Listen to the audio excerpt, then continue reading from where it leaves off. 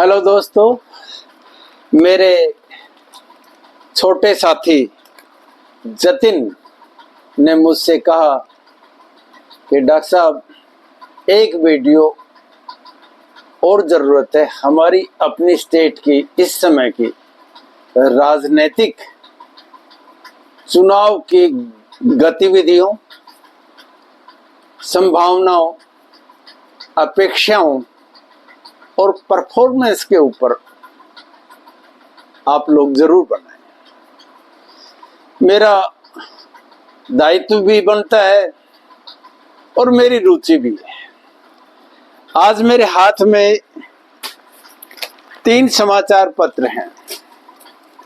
एक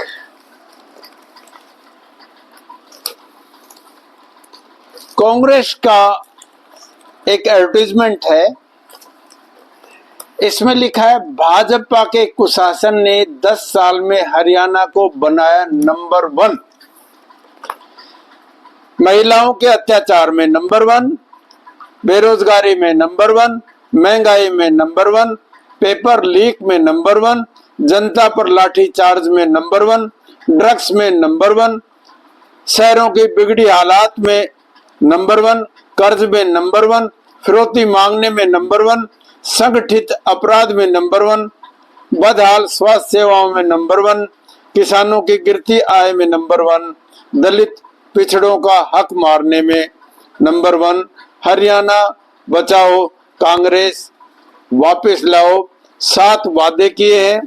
महिलाओं को शक्ति, हर महीने 2000 रुपए, सामाजिक सुरक्षा 6000 रुपए बुजुर्ग पेंशन, युवाओं को सुरक्षित भविष्य 2 लाख पक्की भर्ती, नशा मुक्त हरियाणा, हर परिवार को खुशहाली, 300 यूनिट बिजली फ्री, 25 लाख का इलाज, गरीबों को छत, 100 गज का प्लॉट, 2 कमरों का मकान, किसानों की समृद्धि, एमएसपी की कानूनी गारंटी, तत्काल फसल मुआवजा, पिछड़ों को अधिकार, जातिगत सर्वे, क्रीमी लेयर की सीमा 10 लाख रुपए।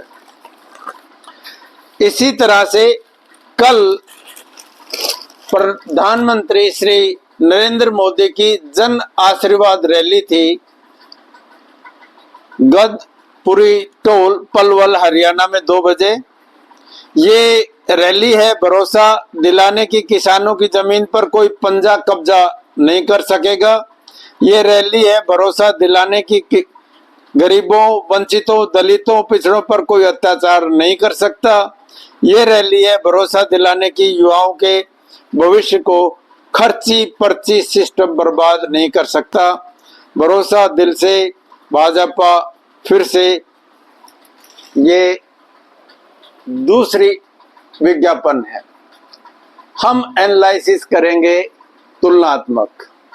इसके अलावा दूसरे दल भी चुनाव लड़ रहे हैं, जिनमें आप पार्टी, इन लो, जजपा और बहुत सारे और दल भी हैं।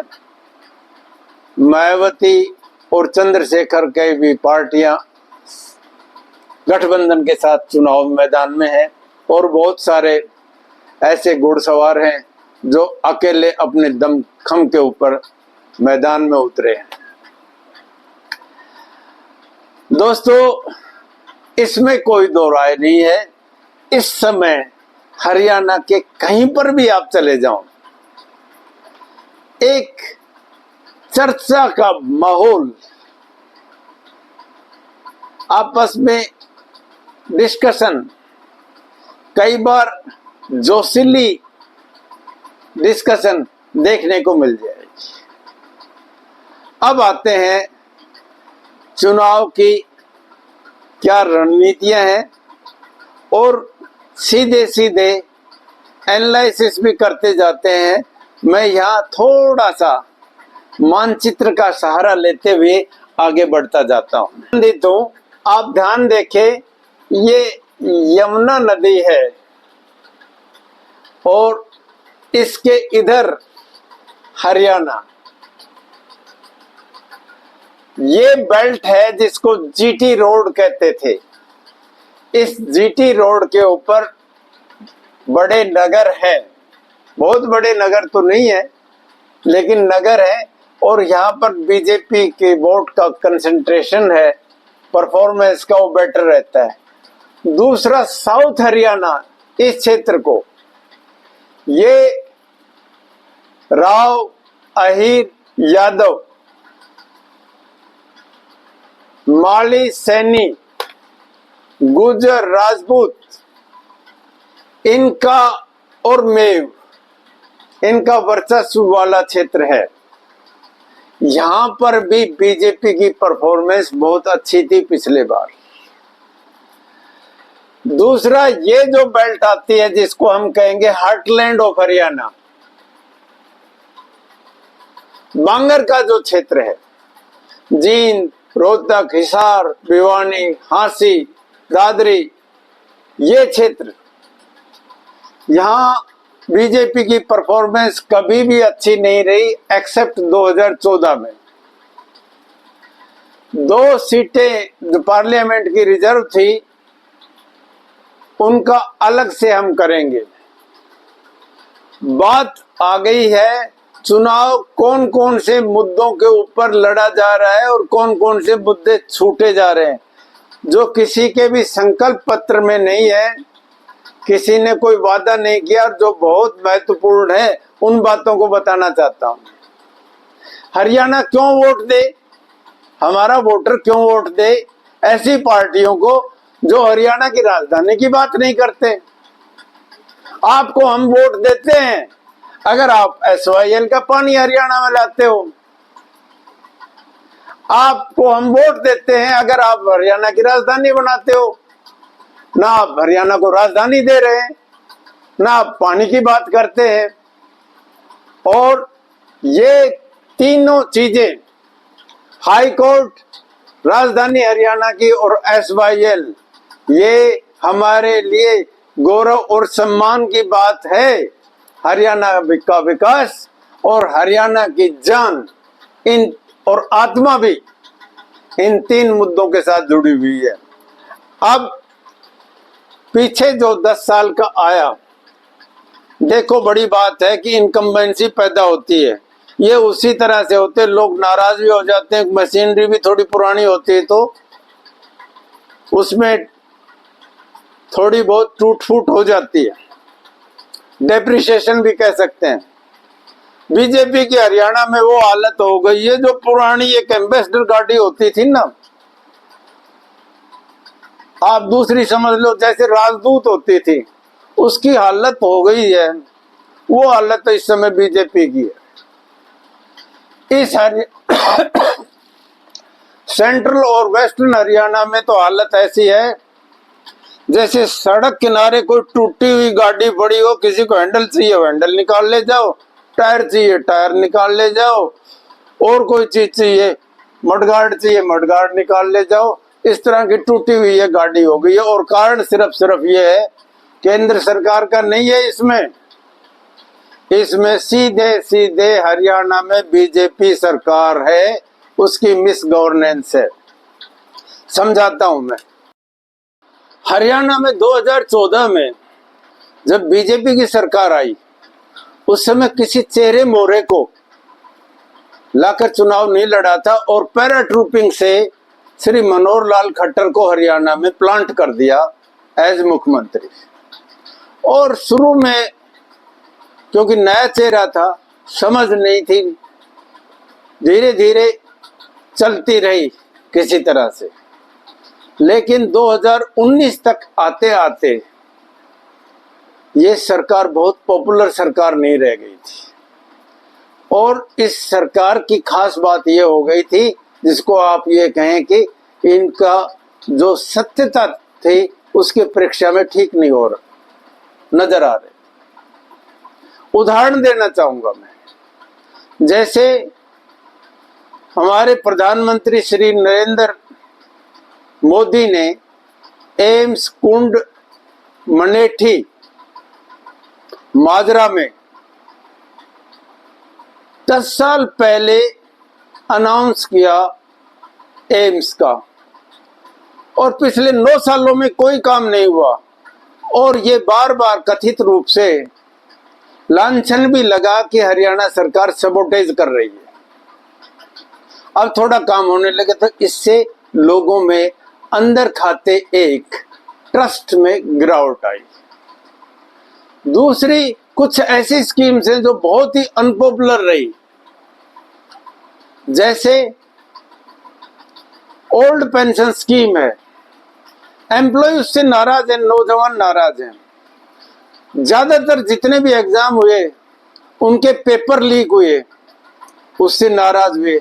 कोई विशेष नई विश्वविद्यालय नहीं हुई। मैं हर वीडियो में ये बात कहता हूं, जैसे मेरे नगर नारनौल में, जहां 1953 में एक बड़ा कॉलेज आ गया था, वहां पर अब तक यूनिवर्सिटी नहीं आई है। हर पार्टी हर चुनाव में वादा करती है कि नारनौल को विश्वविद्यालय मिलेगा, और चुनाव के बाद पता नहीं क्या हो जाता है, सारे सो जाते हैं। नारनौल को यूनिवर्सिटी नहीं देना तो इसका मतलब ये होगा ये 7-8 सीटें बह गई। नांगल चौधरी, नारनौल, अटेली, कनीना, ये साथ लगती हुई सीट है। इनके ऊपर जरूरी है कि यहाँ पर कम से कम एक IIT, एक IIM और यूनिवर्सिटी तो बहुत ही जरूरी है। और कितना सा पैसा लग जाता है, जमीनें तो यहाँ पड़ी हुई है।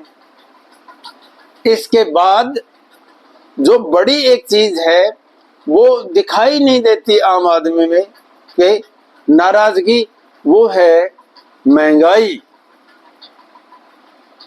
आप खाने की चीज ले लें, यात्राएं ले लें, पेट्रोल ले लें, कोई चीज ले लें जो आम आदमी के घर चलाने के लिए जरूरत है, उसको इन्फ्लेशन अगर का मुकाबला करना पड़ता है तो वो थोड़ा सा नाराज होकर जरूर आता है। Inflation should remain control. दो बातें केंद्र सरकार की जो आई, एक पहले नोटबंदी आई और एक लॉकडाउन। इन्होंने अर्थव्यवस्था को खराब किया और उसका इम्पैक्ट रोजगार पे पड़ा, और जड़ में नाराजगी के ये है जिसका नाम भी नहीं लेते। यहां बीच में एक बात बोलना चाहूंगा, अल्टरनेट दो ही है, या तो बीजेपी NDA गठबंधन कहते हैं, या कांग्रेस। हरियाणा में तो कोई ऐसा विशेष गठबंधन भी नहीं है। ये दोनों, इनके लिए श्री ओम प्रकाश चौटाला किसी जमाने में या सेक्रेटरिएट में एक जलसे में उन्होंने कहा था कि एक सांपनाथ है, एक नागनाथ है, कोई ज्यादा फर्क नहीं है इन दोनों में। जो कांग्रेस की कल्चर थी, कांग्रेस कल्चर के नाम से, वो बीजेपी की भी वही कल्चर हो गई है। जिसको टिकट नहीं मिली वही मुंह फुलाए फिरता है इधर उधर की दूसरी पार्टियों में। और एक बहुत बड़ी कांग्रेस की जमात और जजपा का बहुत बड़ा हिस्सा जिनका गठबंधन था, वो जाके बीजेपी में ही मिल गए। वो बीजेपी के लिए जो पंजाब के मुख्यमंत्री हैं मान साहब, वो कहते फिर रहे हैं कि सांपन और डाकन अपने अंडे और बच्चे पालती नहीं है, उनमें से कुछ को हजम कर जाती है, उनका प्रोग्राम जमा देती है।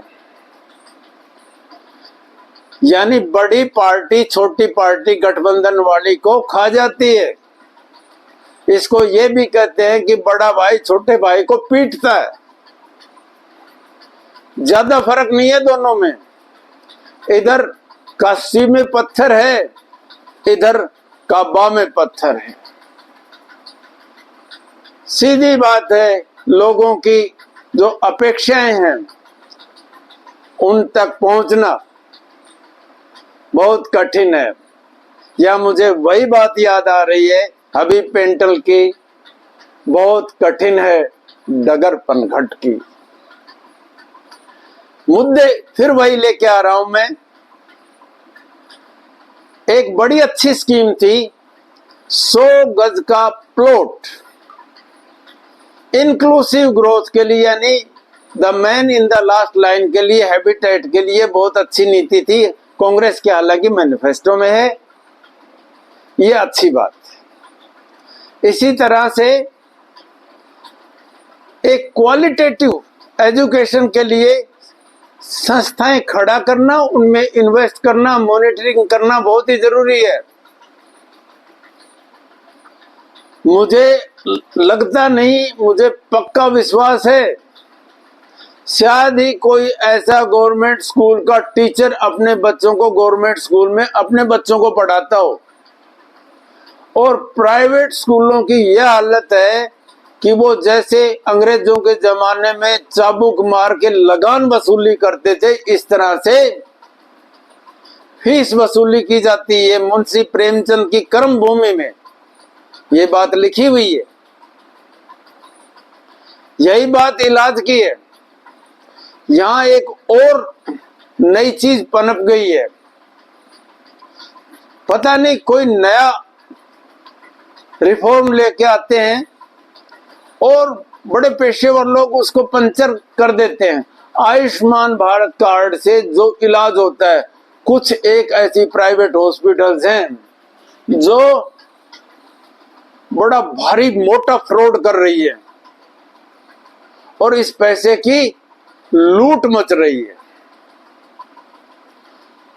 इलाज बेहतरीन से बेहतरीन, बड़े से बड़ा सरकारी हॉस्पिटल और मेडिकल कॉलेजेस में करना आवश्यक है, और उसके लिए जरूरी है खर्च करो। हॉस्पिटल्स में जितने डॉक्टर्स की कमी है उनको पूरा करो, भर्ती करो, पैरामेडिकल स्टाफ की भर्ती करो, मेडिकल कॉलेज खोलो, सारे के सारे मशीन है उन पर पैसा खर्चो। डिस्ट्रिक्ट हेडक्वार्टर के ऊपर कार्डियोलॉजिस्ट, न्यूरोसर्जन, ENT के सर्जन, जनरल सर्जन की फौज लगा दो। स्वस्थ हरियाणा तभी बनेगा जब आप मेडिकल केयर की फैसिलिटी दें। एक नारा चल रहा है, नारे का नाम है जय जवान, जय किसान, जय पहलवान। किसानों के आंदोलन को जिस तरह से कुचला गया, उसके लिए जलसों में जो कहावत की जाती है, जिस तरह से पुराने जमाने में हाथी के पांव के नीचे कुचले जाते थे, इस तरह से कुचला गया। उनसे वोट की अपेक्षा मत करो। ये जय किसान हो गए। MSP की गारंटी देना जरूरी है। जय जवान में सीधा आ गया, अग्निवीर अनपॉपुलर है, इसको विड्रॉ कर लेना चाहिए था समय रहते। जय पहलवान में पहलवानों के साथ जो अपमान हुआ, उनके गले से पकड़कर खींचा गया, कहीं पर लाठीचार्ज भी हुई, उससे अच्छे संदेश नहीं गए। ये चीजें बीजेपी के ग्राफ को नीचे लाएंगी। अब चुनाव की सीधी बात है, अनुमान क्या है? अनुमान गांव में और शहरों में दो भागों में पहले बांट देते हैं। गांव में इस समय जो सरकार है, इसकी बहुत ही बुरी हालत है। मैंने बीच बताया जो हार्टलैंड है, वहां पर बड़ी मुश्किल से जलसे हो रहे हैं तो कुछ भी भीड़ नहीं आ रही है। और दूसरा जो क्षेत्र है, उसमें अगर आप देखें लेयर वाइज, सीनियर सिटीजन, महिला वर्ग और नौजवान, 3-4 हिस्सों में बांट दें। नौजवान है वो बहुत ज्यादा खुश नहीं है, सीनियर सिटीजन हैं वो उसकी अपेक्षाएं अलग हैं,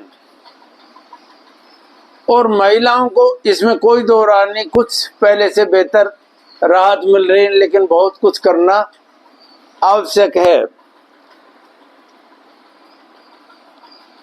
हर गली में काबुलीवाला मौजूद है, उसकी अपनी समस्याएं हैं, लेकिन उसको उसकी समस्याओं के बारे में बताने वाला कोई रविंद्रनाथ टैगोर भी चाहिए,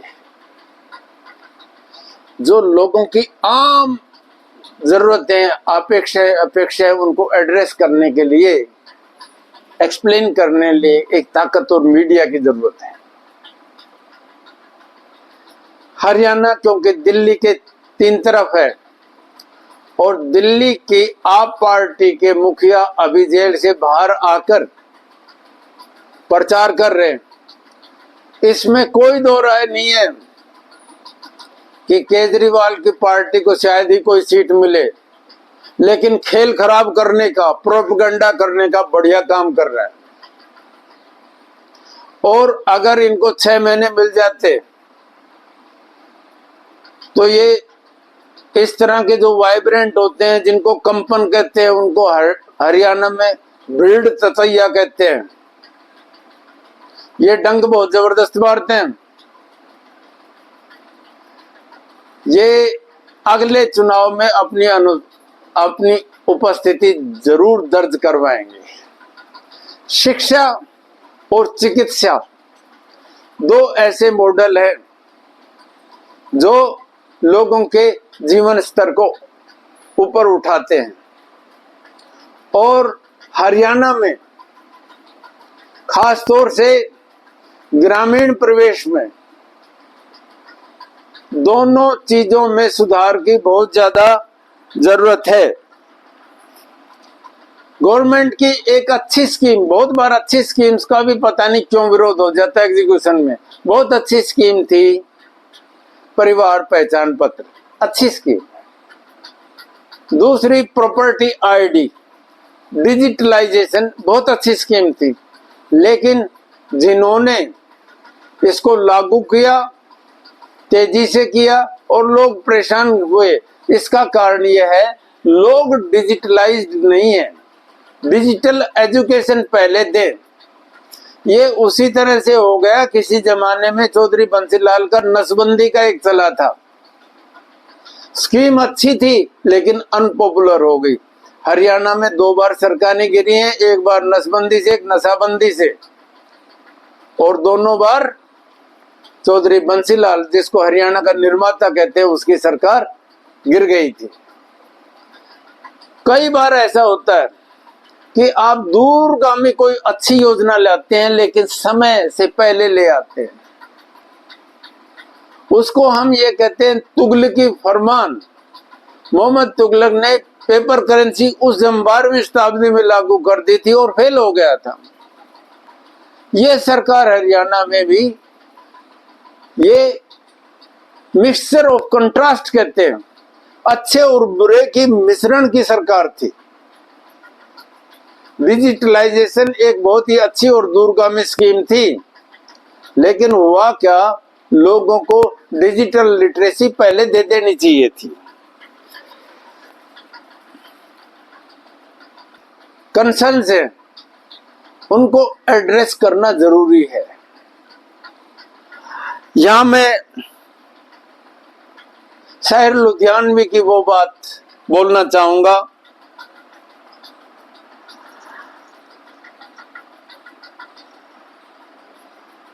हम जन बिता कर जाएंगे, तुम जन गंवा कर जाओगे।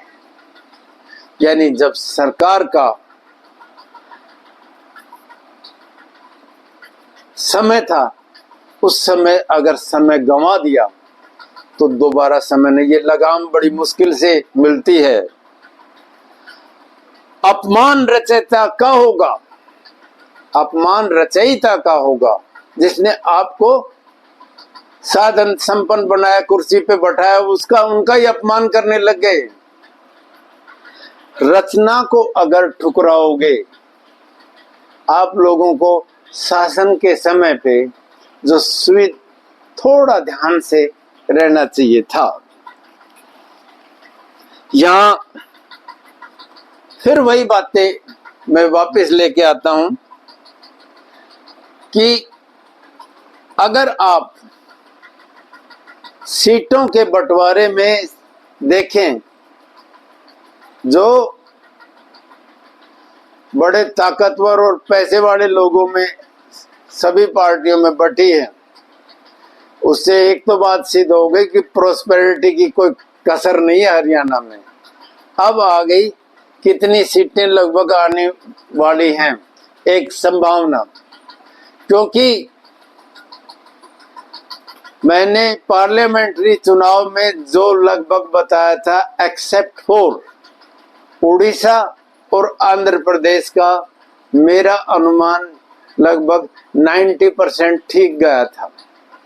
इस समय फिर वही बात मैं करने की कोशिश करता हूँ। देखो, 3 तरह की हवा चलती है। सबसे ऊपर आकाश में चलती हैं, उनको जेट स्ट्रीम कहते हैं। ऊपर ऊपर का मतलब मैं केंद्र सरकार की स्कीम्स का कहेंगे। दूसरी मूविंग एयर इज विंड, जो चल रही है आम हवा में, और एक धरातल पर जो चलती है उनको हम कहते हैं लोकल विंड। हम चुनाव के साथ भी यही जोड़ते हैं। ऊपर का मतलब जेट स्ट्रीम, केंद्र सरकार का प्रभाव। मोदी का प्रभाव हरियाणा के चुनाव के ऊपर विशेष प्रभाव नहीं रखता। यद्यपि गडकरी साहब के महकमे ने बेहतरीन सड़क दी है, कुछ रेल प्रशासन ने नई रेल दी है। यहाँ मैं एक बात जरूर याद दिलवाना चाहूंगा, अहमदाबाद से दिल्ली एक जनता एक्सप्रेस थी। भारतीय जनता पार्टी के नाम में भी जनता आता है बीच में, वो जनता एक्सप्रेस अभी तक बंद पड़ी हुई है। कहाँ सो रहा है? चुनाव हरियाणा का है और जनता एक्सप्रेस बंद है। लोकल विंड्स यानी लोकल फैक्टर्स, और लोकल फैक्टर्स में सबसे बड़ा होगा जाति समीकरण। यहाँ दूसरी पार्टियां क्या कर रही हैं और सत्ता वाले क्या कर रहे हैं, दोनों की समीक्षा अच्छी तरह से करके केंद्र सरकार का वही प्रभाव, जैसे सूर्य ग्रहण का ज्वार भाटा के ऊपर कम प्रभाव पड़ता है, इसी तरह से हरियाणा के चुनाव में केंद्र सरकार की नीतियों का और मोदी के प्रभुत्व का ज्यादा असर नहीं है। तो जेट स्ट्रीम ऊपर जो चल रही है उसको नल एंड वाइड समझ लें। दूसरा एयर, मूविंग एयर है उसका, क्योंकि अभी अभी गर्मी गई है, हरियाणा में बीजेपी को लू लग गई है। लू लगने के बाद डिहाइड्रेशन हो जाता है और बहुत जल्दी से बीमार पड़ जाती है। अंदर बीजेपी को सबसे ज्यादा नुकसान बीजेपी कर रही है, और दूसरी पार्टियों से आए हुए बड़े पैसे वाले, उनमें से कुछ अपराधी हैं, वो भी बीजेपी की गोभी खोद रहे हैं। लोग, पहले भी मैंने कहा था, लोग बहुत ज्यादा कांग्रेस के भी पक्ष में नहीं है, लेकिन करें क्या? कांग्रेस का बीजेपीकरण हो रहा है, बीजेपी का कांग्रेसीकरण हो रहा है, लेकिन एक धरातल के ऊपर जो हवा चल रही है, लोकल विंड है, वो बड़ी पावरफुल हो गई है। इसमें जवान, किसान और पहलवान तीनों चीज जोड़ दें, और रिजर्वेशन और सेंसस नहीं होना, लोगों की बात नहीं पहुंचना, लोगों का कनेक्ट नहीं रहा गवर्नमेंट का इस बात का, तो कम से कम 52 से 75 सीटें कांग्रेस के खाते में आ सकती हैं। ये 2 दिन में रोल करेगी, और बीजेपी 10 से लेकर 25 तक सीटों में सिमटती नजर आ रही है। कम से कम 10 और ज्यादा से ज्यादा 25। इसका मतलब ये हुआ एक भूचाल सा नजर आने लग गया हरियाणा में। कितना कंट्रोल कर पाते हैं, लोकल और तात्कालिक कारण भी हो जाते हैं। एक बड़ी कहावत ये कही जाती है, इस चुनाव में भी चल रही है, कि जो रोटी तवे के ऊपर बहुत देर सेक दी जाती है तो वो थोड़ी कठोर हो जाती है, उसको पलटना जरूरी होता है, इसलिए बदलाव लोगों को जरूरी। हरियाणा में एक और कहावत है, लोग मरोड़ नहीं छोड़ते। इसका मतलब गर्दन जब ज्यादा अकड़ जाती है तो नसें फूल जाती हैं, नसें फूलने की तरह को कहेंगे हम, जैसे सरिया हो जाता है लोहे का, ऐसी नसें हो जाती है। तो नस वाला जो सरिया होता है उसको लोग निकाल के दें ताकि आराम से गर्दन घूम सके। जो मरोड़ है उस मरोड़ को लोग छोड़ेंगे नहीं। अब बात सीधी सीधी है, 2 दिन बाद चुनाव है और मैं सभी वोटर से एक प्रार्थना करना चाहूंगा कि सबसे समझदार कैंडिडेट को, पढ़े लिखे को, जो फॉरवर्ड लुकिंग हो और टेक्नोलॉजी के साथ जुड़ा हुआ हो, ऐसे उम्मीदवार को वोट दें। अपने सीनियर लीडर्स को बचाने की कोशिश करें, सीनियरिटी यूं ही नहीं मिल जाती है। और तीसरा, मुख्यमंत्री जो चुने हुए उम्मीदवार हैं वो ऐसा मुख्यमंत्री बनाए जो हरियाणा को सशक्त बनाए, जो हरियाणा को तकनीकी रूप से आगे ले जाए, जो हरियाणा में 100% रोजगार पैदा करे और लोगों की भलाई की बात सोचे। आगे देखते हैं निजाम कैसा आता है। हम एक सुनहरे हरियाणा की कल्पना करते हुए आप लोगों के उज्जवल भविष्य की कामना करते हैं। वोट देने जरूर जाना। वोट का अधिकार बहुत मुश्किल से मिला है, इसको सबल हरियाणा बनाने में प्रयोग करना। वोट सही जगह पर देना ताकि पछतावा ना रहे। एक शेर है, बस एक कदम गलत उठा था राहे शोक में, बस एक कदम गलत उठा था राहे शोक में, मंजिल ता उमर मुझे ढूंढती रही। आप अपनी वोट का सही इस्तेमाल करेंगे, इस बात की मुझे अपेक्षा है। जय हिंद।